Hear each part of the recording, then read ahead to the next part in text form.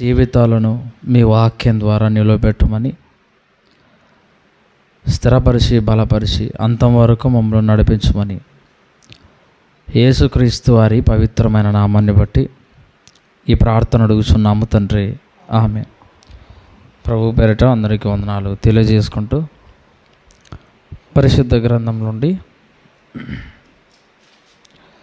నెహెమ్యా గ్రంథము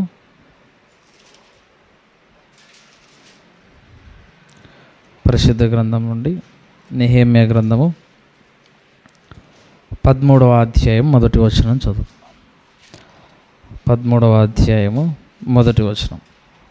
ఆ దినమందు వారు మోషే గ్రంథమును జనులకు చదివి వినిపించగా అందులో అమ్మోనీయులు కానీ మోయాబీలు కానీ దేవుని యొక్క సమాజమును ఎన్నటికీ చేరకూడదు, వారు అన్నపానములు తీసుకొని ఇశ్రాయేలీయులకు ఎదురుపడగా వారిని శపించమని బిలామును ప్రోత్సహించిరి. ఆయనను మన దేవుడు ఆ శాపమును ఆశీర్వాదముగా మార్చినని వ్రాయబడినట్లు కనబడిన.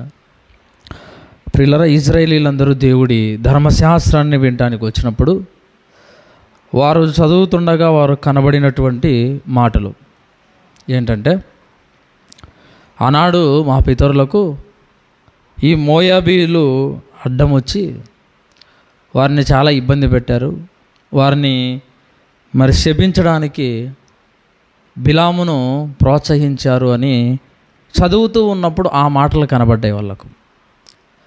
ఎప్పుడైతే ఇశ్రాయేలీల జనాంగము ముందుకు పోతూ ఉన్నప్పుడు వాళ్ళను ఆపటానికి మోయాబీలు ఎలాగైతే ఆ కాలంలో అడ్డుపడ్డారో ఆ మాటలు చదివి వీళ్ళని ఎప్పటికీ కూడా మన దాంట్లోకి రానియద్దు.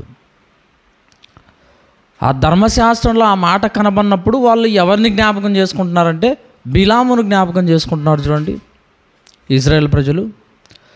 మరి బిలాము సందర్భము మనకు తెలుసు. ఆ బిలాము గారు ఏమేం చేశారు ఏంటి అనేది చూడండి ఒకసారి. సంఖ్యాకాండము ఇది ఇలానే పెట్టుకొని సంఖ్యాకాండము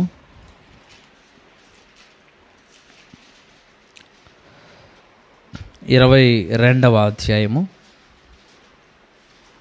7వ వచనం.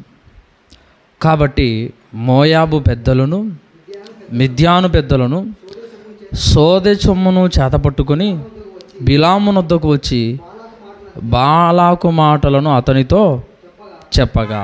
చూడండి, ఇశ్రాయేలీయులను శపించడానికి బిలాము దగ్గరికి బాలాకుకు సంబంధించిన వాళ్ళ పెద్దలు అందరూ అక్కడికి వచ్చి బాలాకు ఈ విధంగా నిన్ను రమ్మంటున్నాడు, ఆ జనాంగాన్ని శపించడానికి నువ్వు రావాలంట అని చెప్తున్నాడు. చూడండి, బిలాము దగ్గరికి వచ్చి. అంటే మనకి ఇక్కడ ఏమర్థం కావాలంటే, బిలాము గారిని పాపములోకి తీసుకెళ్ళటానికి, బిలాము గారితో పాపం చేయించడానికి బాలాకు ఎలాగైతే వాళ్ళను పంపించి తన యుద్ధకు రప్పించి పాపం చేయించాలనుకున్నాడో, ఈరోజు మన జీవితాల్లో కూడా మనల్ని కూడా పాపంలోకి లాక్కెళ్ళటానికి, మనల్ని కూడా పాపంలోకి దించడానికి మన చుట్టూ చాలామంది ఉంటారు. మన చుట్టూ చాలామంది అపవాది మనుషులు ప్రేరేపిస్తుంది. ఎందుకంటే మనం భక్తిలో ఉన్నాం కాబట్టి, మన ఆత్మీయ జీవితం దేవుడికి నచ్చింది కాబట్టి ఎలాగోలాగా మన బ్రతుకులను నాశనం చెయ్యాలి, ఎలాగోలాగా మన బ్రతుకులను బూడిదపాలు చేయాలి అన్న ఆలోచనతో చుట్టూ అనేక మంది అపవాది అనుచరులుగా మనల్ని నాశనం చేయటానికి, పాపంలోకి ముంచటానికి ఎప్పుడెప్పుడా అని ఎదురు చూస్తూనే ఉంటారు. మరి అలాంటి వాళ్ళను మనం ఏం చేయాలంటే కనుక్కొని వాళ్ళ విషయంలో జాగ్రత్తగా ఉండాలి. ఇప్పుడు బిలామును రప్పించడానికి ఆ పెద్దలందరూ వచ్చారు. వీళ్ళు దాదాపు 3 సార్లు వస్తారు, 2-3 సార్లు బిలాము దగ్గరకు వస్తారు. చూడండి, ఇప్పుడు పెద్దలను పంపించి ఆ పెద్దల చేత పిలిపించుకోవాలనుకుంటే ఆయన రాలేదనుకోండి, మరలా ఎవరు వచ్చారు? అంతకంటే గొప్ప వాళ్ళు వచ్చారు, అంతకంటే అధికారం కలిగిన వాళ్ళు వచ్చారు, అంతకంటే డబ్బును ఎక్కువగా తీసుకొని వచ్చారు. చూడండి, పాపంలోకి నెట్టేయడానికి, దేవుడి మార్గంలో నుంచి వేరే మార్గంలోకి నడిపించడానికి అపవాది వేస్తున్న ఎత్తులు చూడండి. ప్రారంభంలో పెద్దలను మాత్రమే పంపించింది. ఆ తర్వాత చాలా ఘనత కలిగినటువంటి వాళ్ళను బిలాము దగ్గరికి పంపించింది. చాలా డబ్బిచ్చి పంపించింది అన్నమాట. అంటే ఇవన్నీ ఏంటి? ఆశలు, లోకాశలు చూపించి నిన్ను పాపంలోకి దించేయాలని. అలాగే మనము పాపం లేకపోలేదు అనుకోండి, అపవాది ఎన్నెన్నో ఆశలు చూపిస్తూనే ఉంటుంది. దీనికి పడలేదా నువ్వు, దీనికైనా పడతావు. ఖచ్చితంగా నువ్వు దేనికి పడతావో వానికి తెలుసు కాబట్టి వాడు ఏది అవసరమో అది నీ దగ్గరికి పంపించి ఎలాగోలాగా దేవుడి మాటను అతిక్రమించేటట్టు చేస్తాడు. వాడు ఎన్నో ఎత్తులు నీ మీద వేసి మన ఆత్మీయ జీవితాన్ని పాతాళానికి వెళ్ళేటట్టుగా చేస్తాడనమాట. బిలాము గారి దగ్గరికి ఎలా వస్తున్నారు చూడండి. ఇంకా ఏమని చెప్తారంటే, నీకు ఘనత వచ్చేటట్టుగా చూస్తామని చెప్తారు వాళ్ళు. నువ్వు బాలాకు దగ్గరకు వచ్చి ఆ జనాంగాన్ని నువ్వు శపించినావంటే, దేవుడి మాటను అతిక్రమించి చేసినావంటే మీకు ఘనత వచ్చేటట్టుగా నేను చేస్తానని అధికారం ఆశ చూపిస్తున్నారు చూడండి. అధికారాన్ని చూపించి బిలాము చేత ఏం చేయించాలనుకున్నారు? తప్పు చేయించాలనుకున్నారు. ఈరోజు మనకు కూడా ఇలాంటివి వస్తాయి. నీకు పలానా చోట ఈ పోస్ట్ ఇస్తా, పలానా చోట ఈ పెద్దరికం ఇస్తా, పలానా చోట నువ్వు ఈ కార్యక్రమాలు చూసుకుంటని అధికారం అనే ఆశను చూపించి నీ బ్రతుకును అధికారంలోనే ముంచేసి ఆ మాయలోనే నిన్ను నాశనం అయ్యేటట్టుగా చేస్తుంది అపవాది. ఎన్ని వేస్తుందో చూడండి, ఎన్ని వేస్తుందో. మనం ఒకదానికి పడలేదా ఇంకో దానికైనా పడతామనేది పంపిస్తుంది. అది ఎన్ని ప్రయత్నాలు చేస్తుందంటే మనం చచ్చిపోయేంత వరకు దాని ప్రయత్నాలు అస్సలు విరమించుకోదు. ప్రతి ప్రయత్నాన్ని మన మీదికి పంపిస్తూనే ఉంటుంది. అది మనం చచ్చేంత వరకు అన్ని ప్రయత్నాలు చేస్తే మనం చచ్చేంత వరకు దాని మాయలో పడకుండా, దాని మార్గంలోకి వెళ్ళకుండా మనం ఏం చేస్తూ ఉండాలి? ప్రయత్నాలు చేస్తూనే ఉండాలి. నీ ప్రయత్నం ఎంతవరకు, నీ పోరాటం ఎంతవరకు అంటే చివరి వరకు నీ పోరాటం సాగుతూనే ఉండాలి.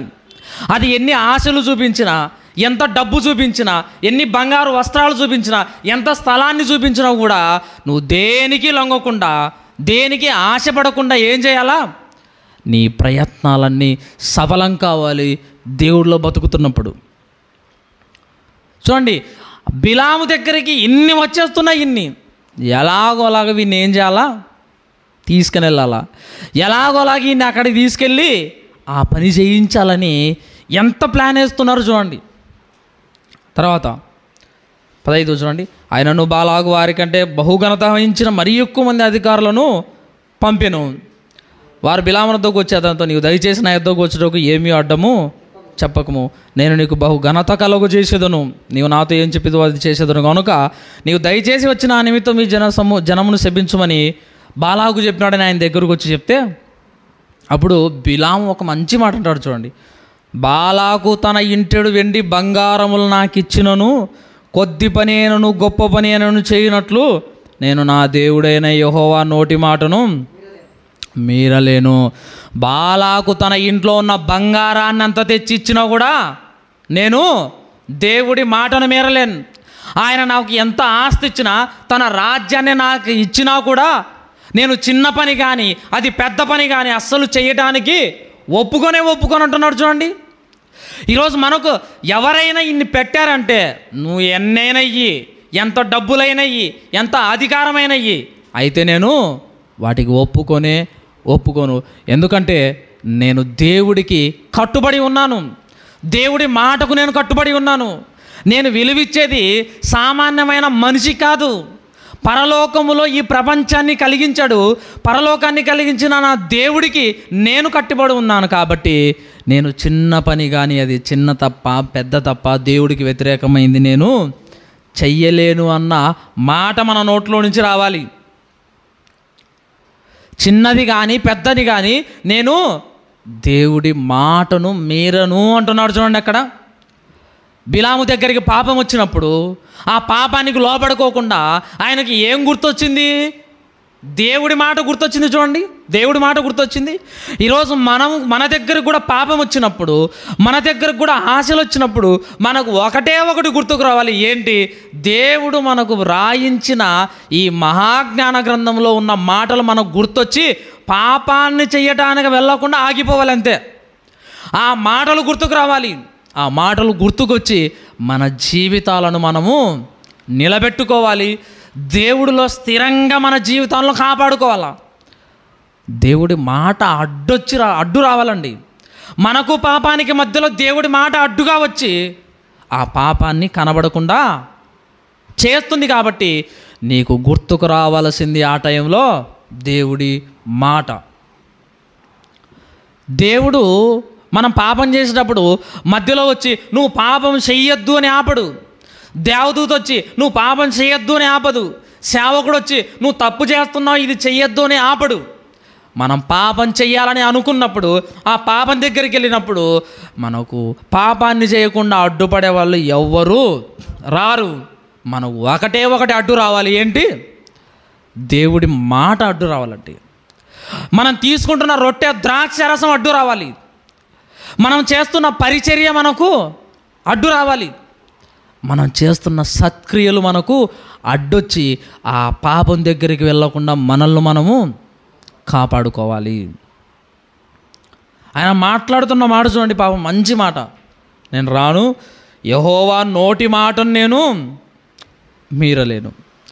మన జీవితంలో ఎన్నిసార్లు మనం మీరేమో చూడండి, ఎన్నిసార్లు మీరేమో ఒక్కసారైనా ఒక్క సందర్భంలో అయినా నేను నా దేవుడు చెప్పిన మాటను నేను మీరను, నా దేవుడు చెప్పిన మాటను నేను దాటయ్యను, నా దేవుడు నాకు హద్దు పెట్టాడు, ఆ హద్దును నేను మీరలేను అని ఎప్పుడైనా మనకు అనుకున్నామా చెప్పండి? అలా ఎప్పుడైనా మనకు అనిపించిందా? మన ఆత్మీయ జీవితంలో అనిపించింది అంటే నువ్వు భక్తిగా బతుకుతావు, నువ్వు అదృష్టవంతుడివే.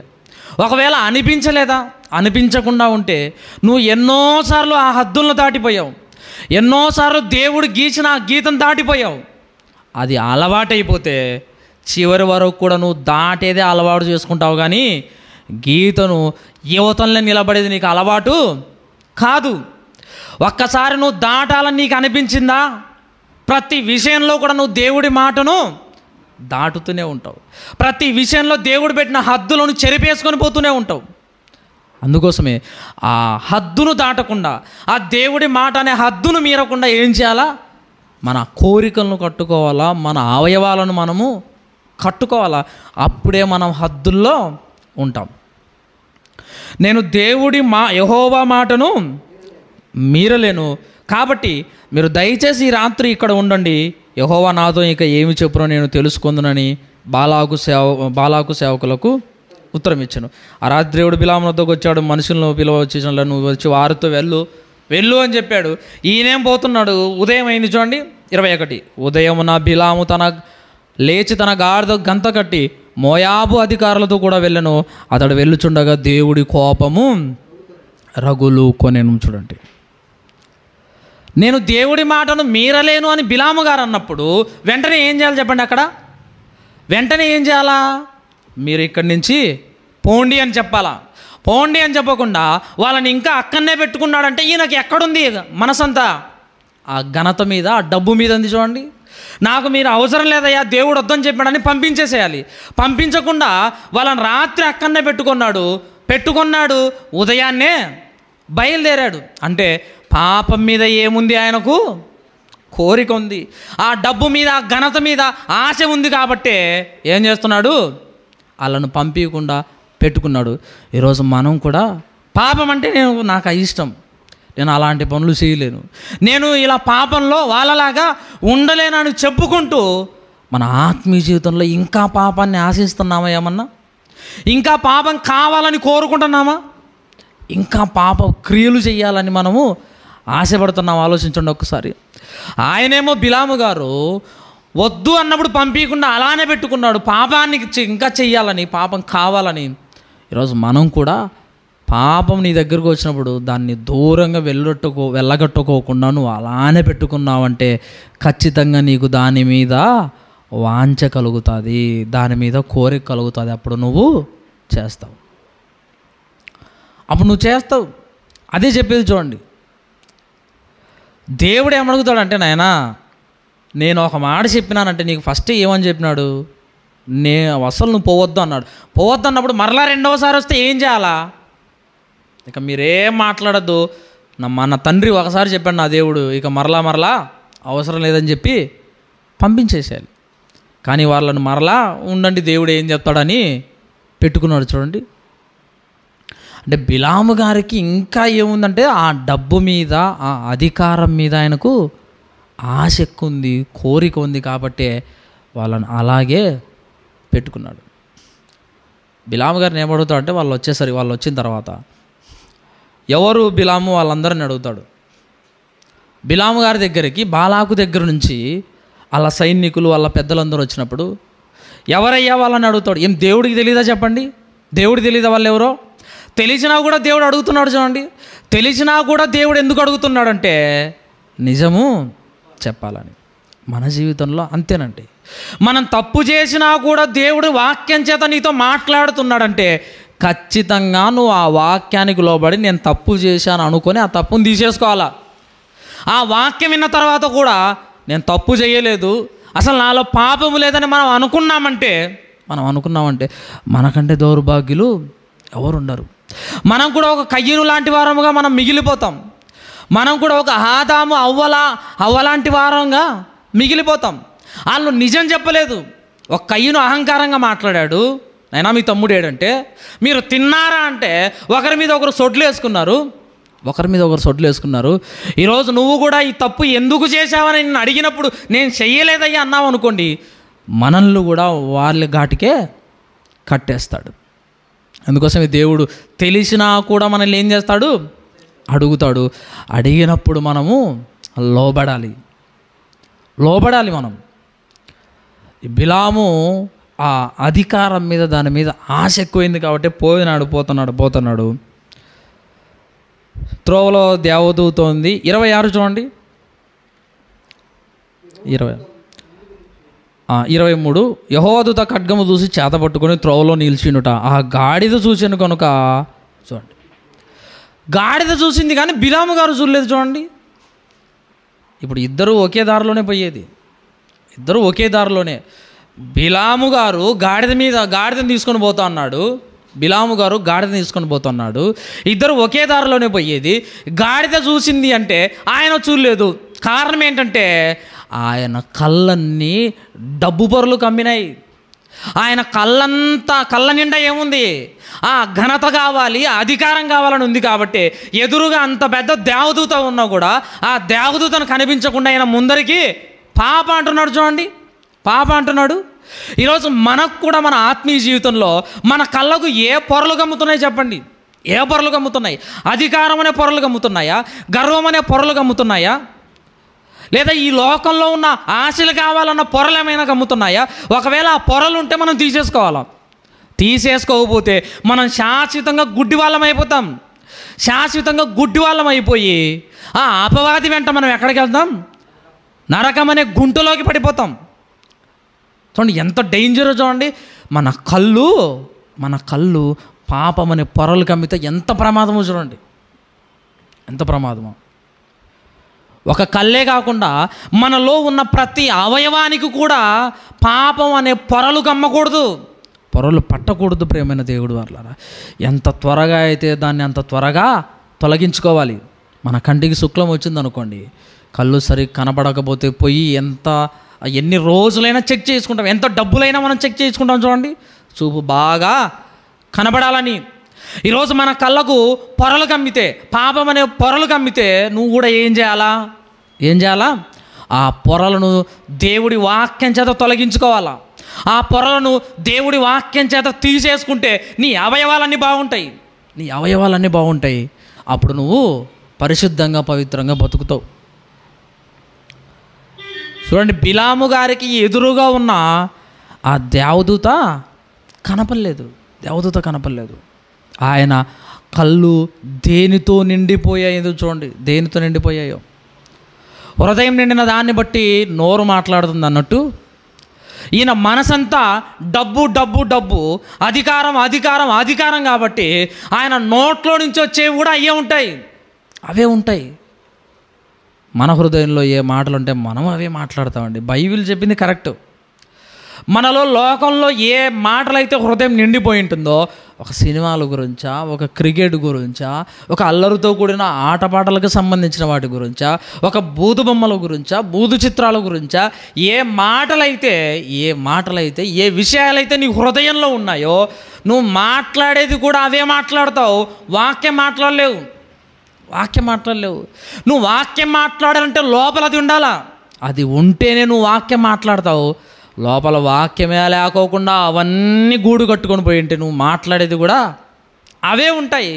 దేవుడు ఏమన్నాడంటే, నాయన మీరు బాప్తీసం తీసుకున్న తర్వాత మీ హృదయాలన్నీ నా వాక్యము చేత నింపుకోండి, నా వాక్యం చేత నింపుకోండి, మీ జీవితాలు రక్షించబడతాయి.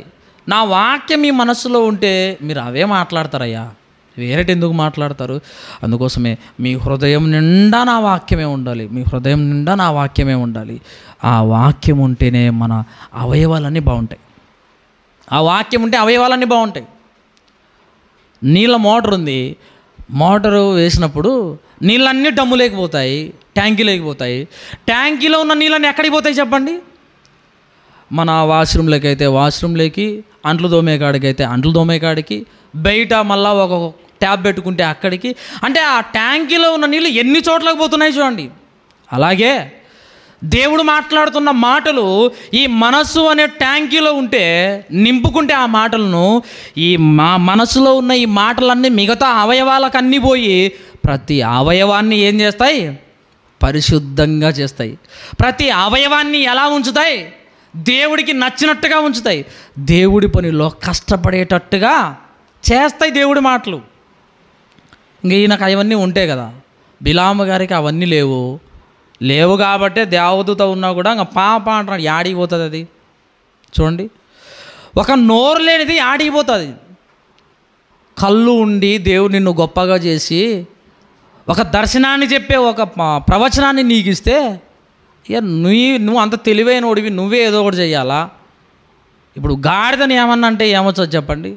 గాడిదని ఏమన్నా అంటే ఎంత జ్ఞానం కలిగిన వాడు. ఆయన ఎవరిని శపిస్తే వాళ్ళు శపించబడతారు, ఎవరిని ఆశీర్వదిస్తే వాళ్ళు ఆశీర్వదించబడతారు. అంటే ఇంత జ్ఞానము తెలిసిన వాడు, ఆయన ఏది చెయ్యాలో అది కరెక్ట్గా జరుగుతుంది ఆయన చెప్తే. మరి ఆయన ఏంటి ఇలా మారిపోయాడు చూడండి. బాగా తెలివిన్నోడు, దర్శనాలు దేవుడు ఇచ్చేవాడు, ఆ దర్శనాలన్నీ చెప్పేవాడు, ఇలాంటి జ్ఞానం కలిగిన వాడు జీవితం ఎందుకు ఇలా అయిపోయింది? దేవదూత కనపడలేదంటే ఏమీ కనపడదు. ఎందుకు? దేవుడి మాట మీరినప్పుడు ఏమీ కనపడవు. మనం కూడా అంతే. ఇంత బాగా మనం చెప్పుకుంటున్నాం, ఇంత బాగా పరిసరాలకు పోతున్నాం, మన వాక్యాలు అందరూ చూస్తున్నారు, అందరూ వింటున్నారు, చాలా బాగా చెప్తున్నారు అంటున్నారు. మరి ఇన్ని ప్రశంసలు మనం పొందుకొని మన జీవితాలు సరైన మార్గంలో లేవనుకోండి, మన బ్రతుకులు దేవుడికి నచ్చినట్టుగా లేవనుకోండి, మనుషులకు నచ్చినట్టుగా కాదు, దేవుడికి నచ్చినట్టుగా లేదనుకోండి. దేవుడికి నచ్చినట్టుగా లేకపోతే ఎందుకు మన బ్రతుకులు చెప్పండి? దేవుడికి నచ్చినట్టుగా లేకపోతే మనం ఇన్ని రోజులు ఈ సేవ చేసి ఎందుకు చెప్పండి? అందుకోసమే మనం చాలా జాగ్రత్తగా ఉండాలి. ఒక బిలాము గారి లాగా ఉండొద్దు. అంత జ్ఞానం కలిగిన వాడి జ్ఞానమే పోయింది ఆ పాపం వల్ల. ఇంత జ్ఞానం కలిగిన మన జీవితాలు అజ్ఞానంగా మారకుండా ఉండాలి అంటే ఆయన మాటను మనం మీరకుండా ఉంటేనే మన జ్ఞానవంతులంగా ఉండి పాపం నుంచి తప్పించుకుంటాం. దాన్ని కొడుతున్నాడు. కొట్టిన తర్వాత పాపంగా దేవుడు దానికి మాట ఇచ్చేది మాట్లాడుతుంది. ఏంటయ్యా, ఎప్పుడైనా నేను ఇలా చేశానా చూడండి. ఒక గాడిద ఎంత నమ్మకంగా మాట్లాడుతుందో చూడండి. అక్కడ మాట ఇచ్చాడు కాబట్టి, అంటే దాని మనసులో ఈ మాటలన్నీ ఉండిండొచ్చు. దాని మనసులో, ఏమయ్యా బిలాము, ఎప్పుడైనా నేను ఇలా చేశానా? మనం పోతున్నావు, వస్తున్నావు నువ్వు, నేను ఎప్పుడైనా ఇలా మొరాయించలేదు కదా. ఇప్పుడు మొరాయించానంటే ఏదో కారణం ఉంటుంది, నువ్వు తెలుసుకోవాలి కదా. అంటే గాడిద అంతకుముందే ఎంత నమ్మకంగా ఉందండి. ఒక గాడిద ఒక వ్యక్తి దగ్గర ఎంత నమ్మకంగా ఉంది చూడండి. ఒక గాడిద ఒక ప్రవక్త దగ్గర అంత నమ్మకంగా ఉంటే, ఈరోజు మనం గాడిద కంటే చాలా గొప్పలం అండి, చాలా రెట్లు గొప్పలం. మనకది పనిచేసే ఒక సేవకురాలు, అదే నమ్మకంగా ఉంటే ఈరోజు దేవుడి దగ్గర మనం ఎంత నమ్మకంగా ఉండాలో చెప్పండి. మనం ఎంత నమ్మకంగా ఉండాలో చెప్పండి. దేవుడి పనికి రమ్మంటే మొరాయిస్తే ఎలా? దేవుడు అడుగుతాడు, నాయనా నువ్వు ఎప్పుడు మొరాయించలేదు కదా, ప్రార్థనకు రమ్మంటే ఇప్పుడు ఎందుకురా నువ్వు మొరాయించావు అంటాడు. అప్పుడు నువ్వు ఏం సమాధానం చెప్తావు చెప్పండి? ఏం సమాధానం చెప్తాం? చెప్పడానికి ఏమీ లేదు మన దగ్గర, ఏమీ లేదు. అందుకోసమే దేవుడి పని అన్నప్పుడు అండి మొరాయించకుండా చేస్తాను అన్న ధైర్యంతో మనము ముందుకెళ్ళాలి. అంతే కదా. దేవుడు అడుగుతాడు, ఇన్ని సంవత్సరాలు నీ ఆత్మీయ జీవితం బాగుంది, ఇన్ని సంవత్సరాలు నీ బ్రతుకు బాగుంది, నువ్వు సత్క్రియలు చేస్తున్నావు, ఎన్నో మీటింగులు చేస్తున్నావు, ఎంతోమందికి చెప్పావు, ఎంతోమందికి చెప్పిన నీవు, ఇంత ఆసక్తిగా దేవుడి కార్యక్రమాల్లో పాలు పంపులు పొందిన నీవు ఇప్పుడెందుకు మొరాయిస్తున్నావు అంటాడు దేవుడు. ఇప్పుడు మొరాయిస్తున్నావు అంటే ఏం చెప్తాం మనం? ఏం చెప్తాం చెప్పండి? మొరాయిస్తున్నావంటే దేవుడు ఏమంటాడంటే, నాయన నువ్వు మొరాయిస్తున్నావంటే ఏదో ఎక్కడో తేడా ఉంది, ఏదో ఎక్కడో తేడా కొడుతుంది, కాబట్టి జాగ్రత్తగా చూసుకో. ఎప్పుడు మొరాయించని వాడివి, ఎప్పుడు దేవుడి పని అంటే పరిగెత్తేవాడివి, దేవుడి పనికి రాకుండా దూరంగా పోతున్నావంటే ఎక్కడో ఏదో నీలో తప్పు ఉంది. ఆ తప్పును సరిదిద్దుకొని ముందు ఎంత ఆసక్తి ఉందో, ముందు ఎంత నీకు ఉత్సాహం ఉందో ఆ ఉత్సాహాన్ని ఆసక్తిని మరలా తెచ్చుకొని ముందుకు అడుగులు వెయ్యని దేవుడు చెప్తున్నాడు. నేను ఎప్పుడైనా మొరాయించానా అని మాట్లాడుతుంది, దాని చేత దేవుడు బుద్ధి చెప్పించాడంటే ఏంటి చెప్పండి? ఆయన బ్రతుకు ఎంతకు దిగజారిపోయిందో చూడండి. బిలాము గారి బ్రతుకు. బిలాము గారు ఒక గాడిద చేత బుద్ధి చెప్పించుకుంటున్నాడంటే, గాడిద చేత జ్ఞానోదయానికి సంబంధించిన మాటలు చెప్పించుకుంటున్నాడంటే బిలాము పరిస్థితి ఎంత నీచ స్థితికి దిగజారిపోయిందో చూడండి. ఈరోజు మనం ఇంత అనుభవం కలిగి ఉన్నాం. మనం అనుభవం కలిగి ఉన్నప్పుడు ఎవడైనా చిన్నోడు, మనకంటే చిన్నోడు వచ్చి నువ్వు ఇది చేస్తున్నావన్నా, ఈ తప్పు చేస్తున్నావు, ఇలా ఎందుకు చేస్తున్నావు నువ్వు చెప్పొద్దు కదా. బైబిల్లో దేవుడు ఇలా రాయించాడు కదా అన్న మాట మాట్లాడితే ఇక మనం ఎలా ఉంటుంది మన ప్రాణం చెప్పండి? మన ప్రాణం ఎలా ఉంటుంది చెప్పండి? ఒక గాడిద మాట్లాడింటే బిలాముకు చాలా సిగ్గుపోయి ఉంటుంది, చాలా సిగ్గుపడి ఉంటాడు బిలాము. ఈరోజు మన దగ్గరకు ఒకడు వచ్చి, చిన్నోడు వచ్చి మాట్లాడాడు అనుకోండి, దేవుడి వాక్యం చెప్పి మనల్ని సరిదిద్దాలని అనుకుంటున్నాడు అనుకోండి, మన పరిస్థితి ఏంటి? ఎంతకు దిగజారిపోయాం మనం ఆలోచించండి ఒకసారి. దిగజారిపోతాం ప్రేమైన దేవుడు వాళ్ళరా. దిగజారిపోయినట్టే ఒకడు వచ్చి మనకు చెప్తున్నాడంటే మన ఆత్మీయ జీవితాన్ని చక్కగా ముందుకు పోతుందంటే, ఎవడు మన దగ్గరకు వచ్చి చెప్పకుండా ఉన్నాడంటే మన బ్రతుకు సరైన మార్గంలోనే పోతుందని అర్థం. అంతే కదా. గాడిద చేత చెప్పించుకుంటున్నాడంటే ఇంకా ఆయన పరిస్థితి దిగజారిపోయినట్టే కదా. అప్పుడు చివరిగా దేవుడు చెప్తున్నాడు చూడండి, అప్పుడు యెహోవా ఆ గాడిదకు హక్కునిచ్చాను కానీ నన్ను మారు కొట్టితివి, నేను ఏమి చేస్తానని బిలాముతో అనగా, బిలాము నా మీద తిరగబడితివి, నా చేత ఖడ్గమున్న ఎడల నిన్ను చంపియుందునని గాడిదతో అనెను.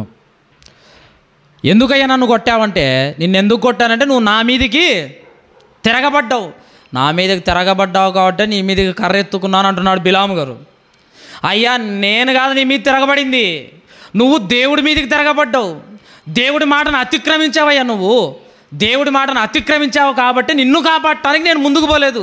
ఒక్కసారి ఎదురుగా చూడు ఎవరున్నారో, కత్తి పట్టుకొని దేవతతో నిలబడింది, ఆ కత్తితో ఒక్క పోటు పొడిస్తే నీ ప్రాణాలు పోతాయి కాబట్టే దేవుడు మీదికి తిరగబడి నీ ప్రాణం తీయడానికి వస్తే నేను కాపాడుతున్నానయ్యా.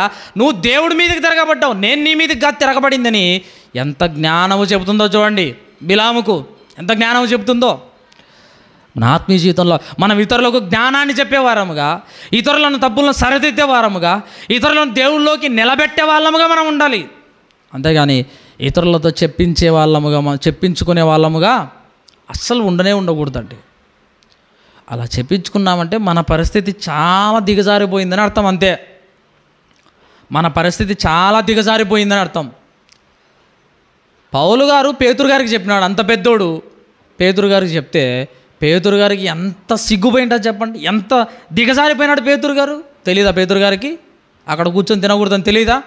వాళ్ళ మధ్యలో కూర్చొని తెలిసినా కూడా పోయి తిన్నాడంటే అందుకోసం చిన్నోడు పోయి ఏం చేసినాడు, పెద్దోనికి ఆయన ఇలా చెయ్యొద్దయ్యా అని బుద్ధి చెప్పినాడు చూడండి. బుద్ధి చెప్పినాడు. అలా ఉంటుందంటే ఇప్పుడు గాడిద కూడా చెప్పింది. ఇంకా చెప్తానే అప్పుడు దేవుడు ఏం చేసినాడు చూడండి. 31 అంతలో యెహోవా బిలాము కన్నులు తెరిచారు కనుక, అబ్బా ఇప్పుడు తెరిచినాడండి దేవుడు, ఆయన కన్నులు ఇప్పుడు తెరిచినాడు. బిలాముకు కన్నులు తెరవగానే ఎదురుగా ఎవరు కనబడ్డారు? దేవదూత కనబడింది. అంతవరకు ఆయన కళ్ళన్నీ పాప పొరలు కమ్మేసినాయి, అధికారం డబ్బు పొరలు కమ్మేసినాయి కాబట్టి ముందర ఎవరున్నది కనపడలేదు. కళ్ళు తెరవగానే దేవదూత కనపడింది. అయ్యో నా ప్రాణం పోయేదే అని అనుకున్నాడు. చూడండి, మన జీవితాలు ఎప్పుడు మనం కళ్ళు తెరుచుకుంటామంటే మన ఆత్మీయ జీవితంలో. ఇక మన జీవితం చివరికి వచ్చేసరికి కళ్ళు తెరుచుకుంటాం, మధ్యలో తెరుచుకోం. ఎన్ని కష్టాలు వచ్చినా కూడా, ఆ కష్టాల్లో నీకు జ్ఞానాన్ని నేర్పించినా కూడా మనం కళ్ళు తెరుచుకోం. ఎన్ని నీకు చావు బ్రతుకుల మధ్య దగ్గరకు వచ్చి నువ్వు బతికినా కూడా కళ్ళు తెరుచుకోం. ఎప్పుడు తెరుచుకుంటామయ్య అంటే ఇక చచ్చిపోయే ముందు కళ్ళు తెరుచుకుంటాం, నేను దేవుడి కోసం బతుకుతా అని. అప్పుడు ఏం చేస్తావు చెప్పు? నువ్వు చచ్చిపోయే ముందు నువ్వు కళ్ళు తెరిచి అయ్యా నేను నీ కోసం బతుకుతానయ్య అంటే నీకు అవకాశం ఏడుంది? ఇక అవకాశం ఏడుంది? లేదు, అవకాశం లేదు. అందుకోసమే చావక ముందే నువ్వు కళ్ళు తెరుచుకోవాలా. నీ కళ్ళు మూయక ముందే నీ కళ్ళు తెరుచుకోవాలా. అలా తెరుచుకుంటేనే నీ దేహం అంతా తేటగా ఉంటుంది. లేకపోతే కళ్ళన్నీ మూయబడతాయి, చీకటిగా ఉంటుంది. అలాగే మనం చీకటి ఉన్న లోకానికి వెళ్ళిపోతాం. దేవుడు కళ్ళు తెరిచాడు, బిలాము కళ్ళు తెరిచాడు. తెరిచిన తర్వాత ఖడ్గం చేత పట్టుకొని త్రోవలో నిల్చున్న యెహోవాదూతను చూసి సాష్టాంగ నమస్కారము చేయగా, అందుకు గాడిద, నేను నీ దాన్ని మొదలుకొనేటి వరకు ఎక్కుచూ వచ్చిన నీ గాడిదను కానా, నేను ఇప్పుడు నీకెట్లు చేయుట కద్దా. 33 చూడండి. ఆ గాడిద నన్ను చూసి ముమ్మారు నా ఎదుట నుండి తొలగాను, లేదంటే ఇప్పుడే నిన్ను చంపేసేదాన్ని అని చెప్తున్నాడు. అంటే వాళ్ళందరూ బిలాము గారి గురించి ఇదంతా వాళ్ళు చదివారు. చూడండి, చదువుకుంటున్నారు. అది బిలాము గారు అంటే మళ్ళీ వెనక్కి రండి. ఇది చివరిగా మరి నెహెమ్యా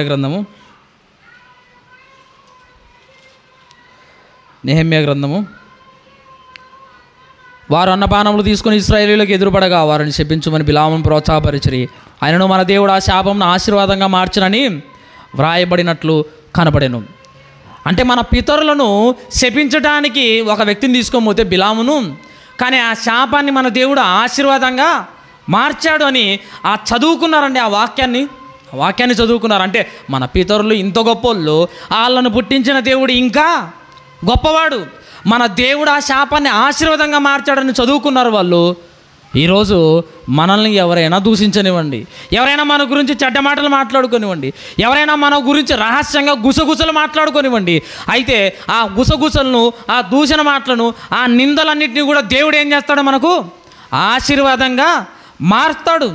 ఆశీర్వాదంగా మార్చి ఏదో ఒకరోజు గొప్ప స్థాయిలో మన దేవుడు మనల్ని నిలబెడతాడు. ఇది ఖచ్చితంగా జరుగుతుంది, నిలబెడతాడు. వాళ్ళు అనుకున్నారు మా పితరులు ఇలాంటోళ్ళు రా బాబు, ఆయన దేవుడు ఇంకా గొప్పోడు అనేసి ఈ మాటలన్నీ చదువుకున్నారు. కాగా జనులు ధర్మశాస్త్రం విన్నప్పుడు మిశ్ర జన సమూహమును ఇశ్రాయేలీలో నుండి వెలివేసిరి. ఆ మాటలు చదువుకున్న తర్వాత, ఆ వాక్యాన్ని వాళ్ళు చదివి ఆ వాక్యాన్ని విన్న తర్వాత, ఆ ఇశ్రాయేల్ నుంచి ఎవరెవరైతే వేరు వేరు జాతికి చెందిన వాళ్ళు ఉన్నారో వాళ్ళందరినీ ఏం చేసినారు? వెళ్ళగొట్టేసినారు. వాళ్ళందరినీ వెళ్ళగొట్టేసినారు. చూడండి, ఈరోజు నువ్వు దేవుడి మాటలు వింటున్నావు. దేవుడి మాటలు విన్న తర్వాత నీలో మిశ్ర జనానికి సంబంధించినవి మిశ్ర పాపాలు ఎన్నో ఉన్నాయి, రకరకాలైన పాపాలు ఎన్నో ఉన్నాయి. ఆ పాపాలని నువ్వేం చేయాలా? వెళ్ళగొట్టాలి ఖచ్చితంగా. ఆయన మాటలు వింటున్నప్పుడు, ఆయన ఉపదేశాన్ని నువ్వు స్వీకరిస్తున్నప్పుడు నీలో ఉన్న రకరకాల పాపాలు ఎన్నైతే ఉన్నాయో అవన్నీ కూడా వెంటనే ఎక్కడికి పోవాలా? బయటికి పోవాలా. వాళ్ళు మాటలు విన్న వెంటనే లేచినట్టు నువ్వు కూడా ఆయన మాటలు విన్న వెంటనే నువ్వు కూడా ఏం చేయాలా? నీలో ఉన్న పనికిరానివన్నీ, నష్టాన్ని కలిగించేవన్నీ నువ్వు కూడా వెళ్ళగొట్టాలా, వెలివేయాలా. అప్పుడే నీ జీవితం బాగుంటుంది. ఇంకా వాళ్ళు చేసింది అదే, వెళ్ళగొట్టేశారు. ఆ మాటలు విన్న తర్వాత మన జీవితంలో ఖచ్చితంగా ఇది జరగాలి, మన జీవితంలో జరగాలి. కనుక ప్రియులరా, మన ఆత్మీయ జీవితంలో బైబిల్లో ఉన్న ప్రతి భక్తుడి జీవితం, బైబిల్లో ఉన్న ప్రతి భక్తుడి జీవితం కూడా మనకొక గుణపాఠము, మనకొక ఆదర్శము. బిలాము గారి గురించి మనం మాట్లాడుకుంటున్నప్పుడు ఆయన జీవితంలో ఏమేమి జరిగాయో, ఆయన జీవితంలో ఎన్నెన్నో జరిగాయో, ఆయన ఎట్లున్నాడు, మన జీవితం ఎట్లుంది, నిజంగా ఇవన్నీ మనము బేరీజ్ వేసుకోవాలండి. బేరీజ్ వేసుకుంటేనే మన బ్రతుకు బాగుంటుంది. నేను ఎప్పుడూ చెప్తూ ఉంటాను, దేవుడి వాక్యాన్ని వినేటప్పుడు బైబిల్లో ఉన్న వ్యక్తి జీవితాన్ని ఒకవైపు, మన జీవితాన్ని ఒకవైపు పెట్టుకొని ఆలోచించుకుంటూ బేరీజ్ వేసుకుంటూ మనం వాక్యం వినాలని. ఆయనలో ఎలాంటి మంచి లక్షణాలు ఉన్నాయి, నాలో ఏం కొదవగా ఉన్నాయి, ఒకవేళ అవి లేకపోతే వాటిని మనము దేవుడి వాక్యం ద్వారా తెచ్చుకోవాలా. ఆయనలో ఎలాంటి చెడ్డ గుణాలు ఉన్నాయి, ఆ చెడ్డ గుణాలు ఆయన్ను ఎంతో దిగజార్చాయి, నాలో ఒకవేళ అవే ఉన్నాయా, అవి ఉంటే నా బ్రతుకు కూడా దిగజారిపోతుంది, నా బ్రతుకు కూడా సర్వనాశనం అవుతుంది. కాబట్టి త్వరగా దాన్ని ఆ అలవాట్లను తీసేసుకోవాలి. ఇలాగ మనం వాక్యాన్ని వినేటప్పుడు బైబిల్లో ఉన్న వ్యక్తిని, మన జీవితాలను పక్కన పెట్టుకొని ఆలోచించుకుంటూ విన్నామనుకోండి, నిజంగా వాక్యము మన బ్రతుకులలో తగులుతుంది, నిలబడుతుంది. ఆ వాక్యము మన జీవితాన్ని మారుస్తుంది అలా వింటే. అలాగా ప్రతి సందర్భంలో మనం వినాలండి. ప్రతి సందర్భంలో అక్కడొక జీవితం, ఎక్కడొక జీవితం పెట్టుకొని వింటేనే మనం మారుతాం. శాశ్వతంగా మనము దేవుడితో ఉంటాం ఎల్లప్పుడూ అలా వింటే.